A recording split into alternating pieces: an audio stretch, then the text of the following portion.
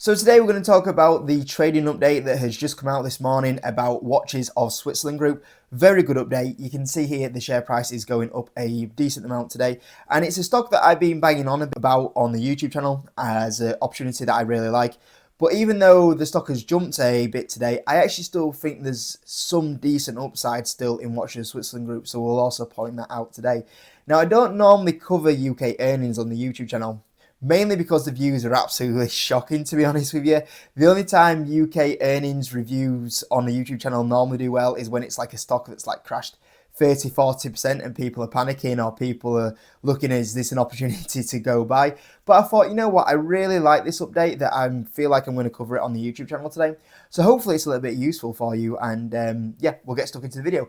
So Watches of Switzerland Group is a stock that I used to own. Originally started buying in 2024. The stock ran up a significant amount and I walked away from the position. What really surprised me is then what happened is the stock had a pretty decent pullback from February time, probably to do with the tariff situation as well, and went back into like the £3 range, and I was like, okay, I'm going to end up buying this stock, and that's what I've been doing. And what has happened is that really funny share price movements, because after the tariff situation, people had that kind of relief rally out of the tariff situation. But then for some reason, this stock got punished and they pushed it back down again. Maybe it was the lack of a trade deal from the Switzerland part of it.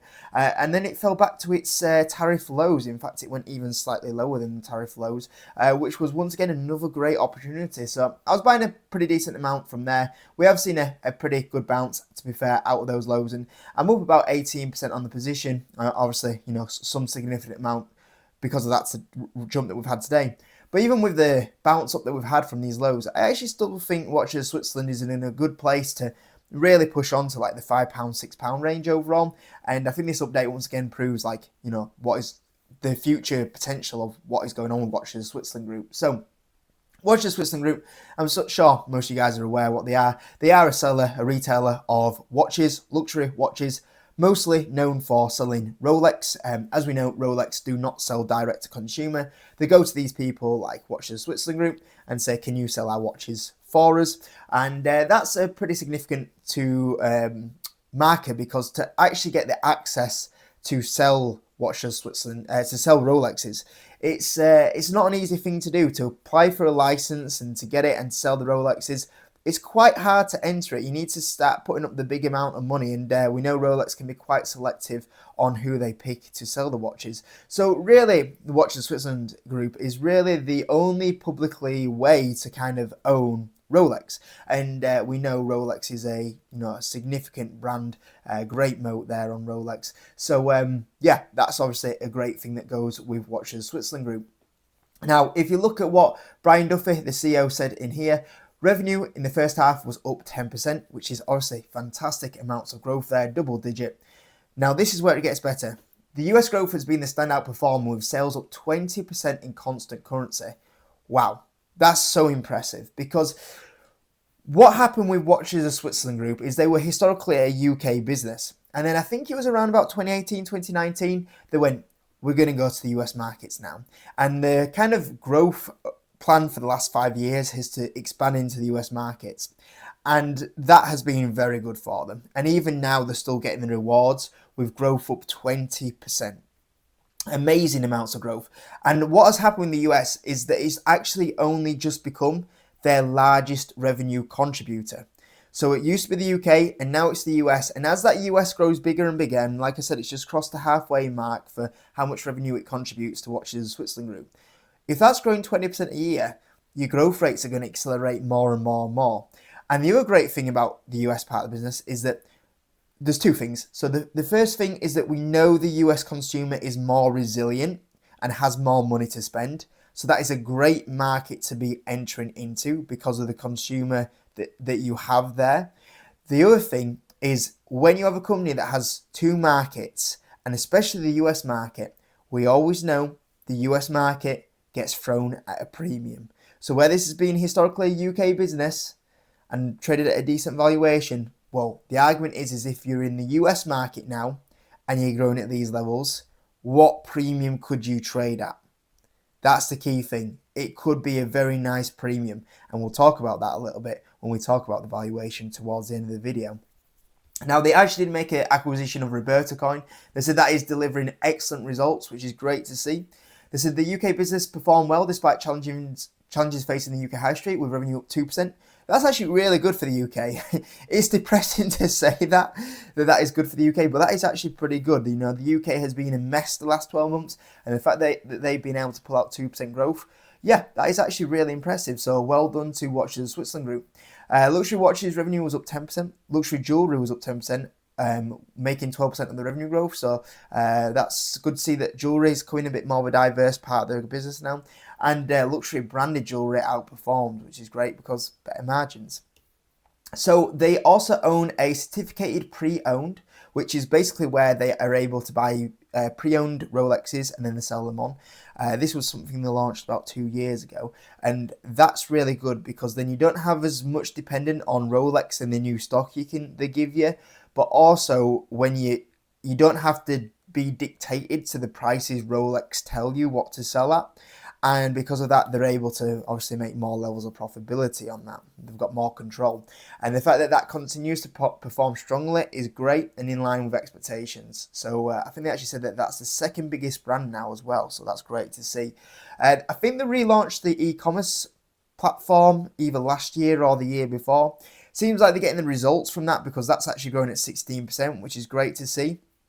H1 financial year 26 EBITDA in between the guidance that they were expecting, which is 50 basis points versus the prior full year guidance, in line with full year guidance, which is obviously good to see at the moment. When they get onto the US revenue that was growing 20% a year, Roberta Coin wholesales at 16%, which is great to see that the acquisition's actually outgrowing the broader jewellery sales, which is great. They said that additionally, the 39% tariff in place since 7th of August 25 on landed cost of Swiss imports. We understand that negotiations between the government are still taking place. We are monitoring it closely. To date, we have not seen any significant change to consumer behaviour. So that's good to see at the moment.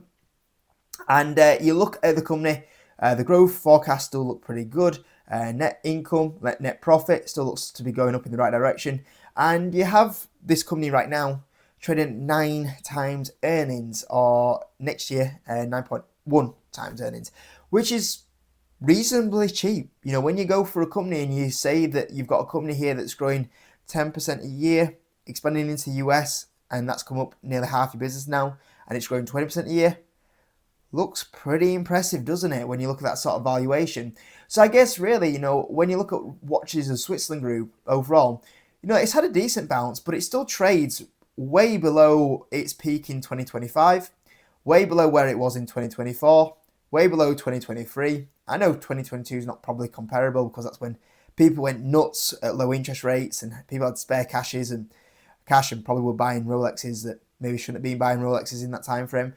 But it's still relatively close to its 52-week close at the moment. So why is it still, it's had a nice bounce, but why is it still significantly being held back? And, you know, at 9 times earnings, it still looks cheap. Well, I'm assuming as we talk about, Rolex is one of the biggest retailers for them, as well as other brands as well. But where are they all based? So they're all based in Switzerland. And maybe the issue is that as we saw in this report, they're not seeing any impact at the moment from the tariff situation. Well, that's obviously one of the big things is because the stock they currently have, they had high inventory going into the tariff situation. So a lot of the stock that's coming in isn't placed under the high tariff situation at the moment. But maybe why the market's nervous is because they're thinking, well, what happens when you go through your inventories and then you have to get this new stock in and you're paying the whatever it is 39% tariff situation? And maybe that's what the market's waiting on. So I think it's still important to look at what's going on with the tariff situation. It seems like we've seen a lot more activity in the last few weeks where Swiss business leaders and representatives have been going to the US and trying to talk to Trump about this tariff situation. Can we get it resolved?